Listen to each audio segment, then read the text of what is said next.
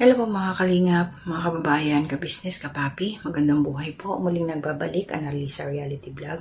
Welcome po sa aking YouTube channel. Doon sa mga bagong pasok po, salamat sa suporta ninyo.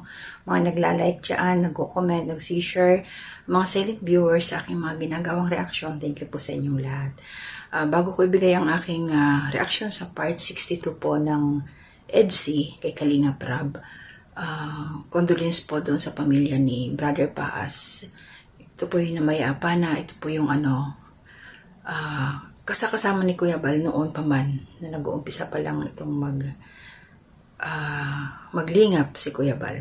Sila po ito kasama nila Kuya Jason. So akala ko nung napapanood ko si Brother Paas, okay na siya, may mga party na nandoon siya, mga celebration. So wala, talagang bumigyan yung katawan niya.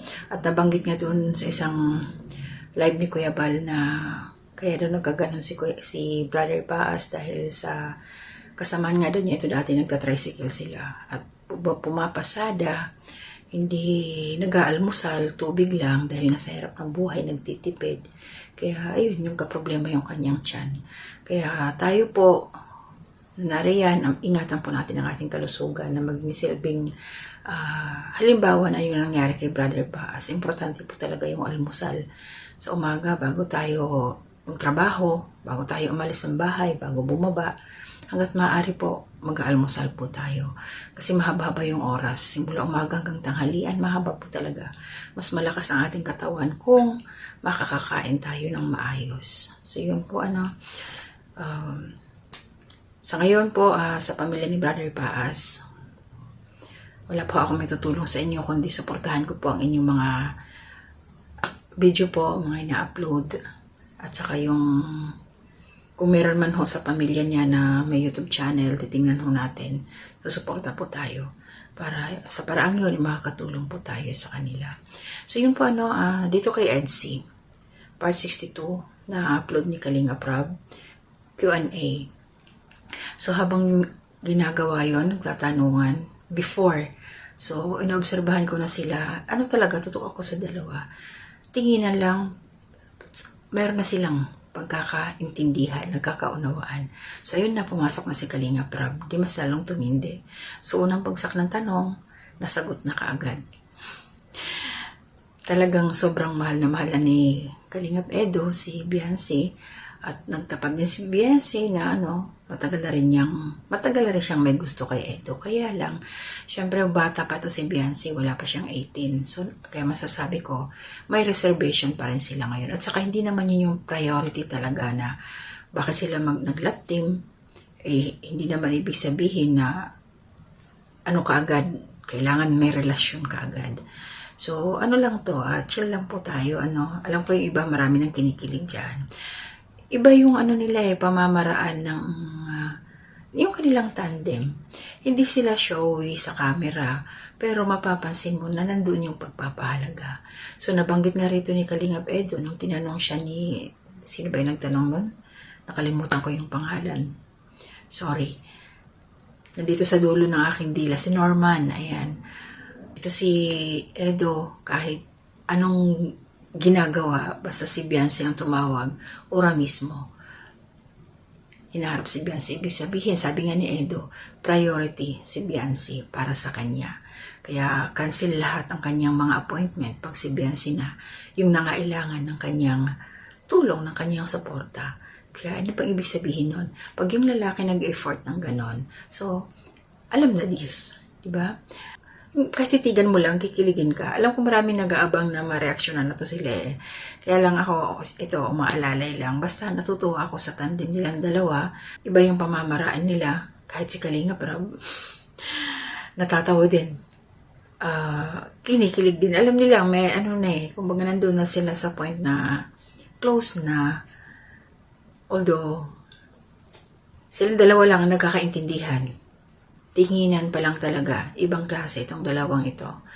So, tapos si Kalingap Edo, pag tinatanong si Biancy, tapos ang mga sagot doon, makikita mo yung mukha niya, parang na to tingin ko, si Kalingap Edo, ngiting tagumpay, ngiting wagi, may assurance na, sigurado na talaga to. Nakikita sa kilos niya So, habang sumasagot na si Biancy, nakagano lang siya, nakatawa-tawa lang siya. Nakangisi. Siguro sa isip-isip niya, bahala kayo dyan kung ano, basta ako sigurado na. Parang yung ganun ba. Kita mo na parang pinaglalaroan niya si Biancy ba ni Gine-joke na pag tungkol sa problema kung sino pinagsasabihan nga ni Biancy, syempre yung isa nag-aalangan, nakikiramdam, ang lakas, no? Nagpapakiramdaman sila. Siguro sabi ni Edo sa isip-isip lang, maghinay-hinay ka sa pagsagot mo, baka magkamali ka pa, yung parang ganun ba? So nakikiramdam, kaya sabi nga ni Edo, sinabi ko ba yun? Ako ba yun? Yung parang mga ganun ba na makakalimutin daw siya. So, hindi niya alam kung nagsasabi ba ng problema sa kanya si Biancy. Pero alam naman natin na ano lang yun. Style lang yun ni Kalingap Edo. Dahil alam naman na, nararamdaman, lagi sila nagkasama, off-cam, madalas nga daw. So, kung ano man, maganda yon na hindi nila pinapakita lahat sa atin. Mas maganda yung ikip pa rin na private, yung ibang mga ginagawa nila. Tama na yung bitinin tayo. Yung kakamot-kamot tayo na lang mapapaisip ba. Basta support lang mo tayo sa Biancy, sa EDSI. At saka maraming nagmamahal, grabe. Mga supporters, yung mga sponsors sa babae ni Biancy, grabe. Ibang klase ito, kakaiba. Kaya, ano ko Kalingap Edo, ang masasabi ko lang, pagpatuloy mo yung ginagawa mo, sigurado na yan si Biancy. Siyempre, bata pa nga at mag-aaral, papasok pa lang siyang first year college next year.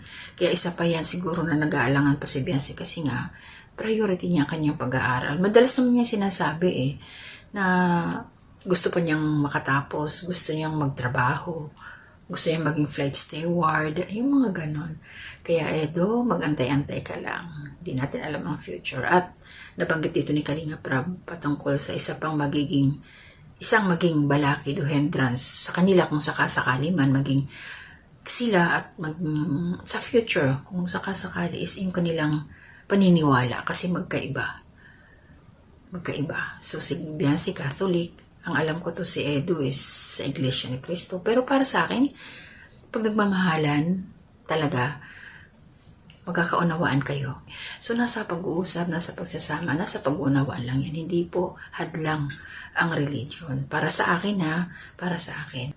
So, yun lang yung sa akin. Good luck sa inyo, EDSI. Salamat kay Kalingap Rab sa andyan kayo palagi na nakasuporta din sa tandem na to. At suportahan din natin syempre ang mga love team lahat. Wala ho tayong pipiliin dahil yun po ay mga beneficiary ni Kalingap Rab. At meron ho silang mga tinutulungan dito na walang mga love team at hindi ho sila bihira lang mai-vlog na pababahayan din ni Kalingap Rab. Kaya tulong po tayo. At may mga beneficiary din po si Kalingap Rab na mga estudyante na binibigyan din niya ng allowance every time na pumupunta sila doon.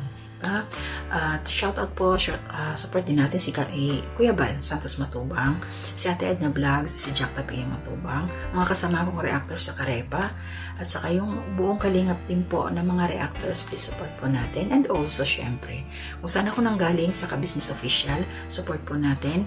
Doon po na-monetize ang aking YouTube channel, kaya hindi ko po siya pwedeng talikuran. Ka-Business Official, ang community po niya, Papa Dins TV. Ayan, may isa pa po silang channel, Ka-Business Family, na hinahandle po ni Boss Dave, yung kanyang anak. Support po natin. At syempre, yung aking mga kasama, mga reactors din, dito sa Ka-Business Official. Although magkakasama na rin kami, kasi ano lang naman yan si Ka-Business at saka si Kuya Bal, isang ano lang yan sila, magkakasama din yan. Although nagkahiwalay lang dahil mag-iba na yung community. Pero grupo pa rin po yan.